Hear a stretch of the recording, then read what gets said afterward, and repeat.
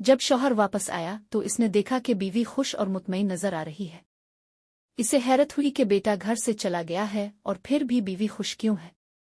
इसने पूछा, तुम खुश क्यों हो और अपने बेटे के जाने पर उदास क्यों नहीं हो। बीवी ने मुस्करा कर कहा, मैंने अपने बेटे की हिफाजत इसके सुपुर्द कर दी है, जो इसे देखभाल और हिफाजत के काबिल है, वो जो कभी थकता नहीं और कभी ना उम्मीद नहीं होता, और वो बगैर किसी अजर के सब कुछ कर सकता है। शौहर ने हैरत से पूछा, वो कौन है। बीवी ने कहा, अल्लाह इज़्ज़ोजल। शौहर ने तंजिया हंसी के साथ कहा, दुनिया बाहर रहम नहीं करती और कोई भी भूखे पर तरस नहीं खाता। लगता है तुमने अपना दिमाग खो दिया है। वक्त गुजरता गया और सालों बाद माँ का बेटा एक दिन वापस आया, अपने हाथ में एक बच्चा और साथ एक औरत के साथ। इसने अपनी माँ को सलाम किया। माँ हैरत और खुशी से पूछती है, ये औरत कौन है और ये बच्चा किसका है। बेटे ने जवाब दिया, ये मेरी बीवी है और ये मेरा बेटा है। माँ ने पूछा, तुमने ये सब कुछ कैसे हासिल किया जब तुम्हारे पास न पैसे थे और न ही कोई पना।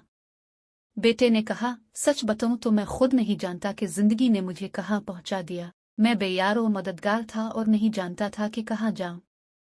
फिर मैं एक छोटे से गांव की मस्जिद में पहुंचा और वहां रात गुजारी। दिन में काम की तलाश करता और रात को मस्जिद में सोता था।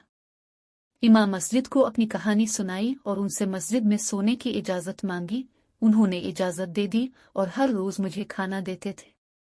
मैं शाम को मस्जिद साफ करता था और इमाम ने मुझे कुरान हिफ्ज़ करवाया और दीन की तालीम दी। मैं रोज़ाना मस्जिद की लाइब्रेरी में पढ़ता रहता था।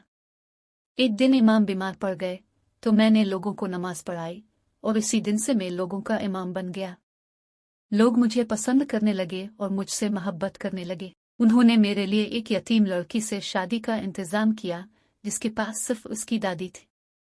मैंने शादी की और कुछ ही अरसे बाद इसकी दादी का इंतकाल हो गया। बीवी को इसकी दादी की विरासत से ज़मीन का एक टुकड़ा मिला जिसे मैंने काश्त किया और हालात बेहतर हो गए, अल्हम्दुलिल्लाह। अब अल्लाह के फजल से मेरे पास बहुत सी ज़री ज़मीनें हैं और अल्लाह ने मुझे अपने फजल से नवाजा है। मुझे हमेशा लगता था कि आपकी दुआएं मेरे साथ हैं और अल्लाह ने आपकी वजह से मेरी मदद की। माँ खुशी से रो पड़ी और जान गई कि अल्लाह ने इसकी दुआएं कबूल की।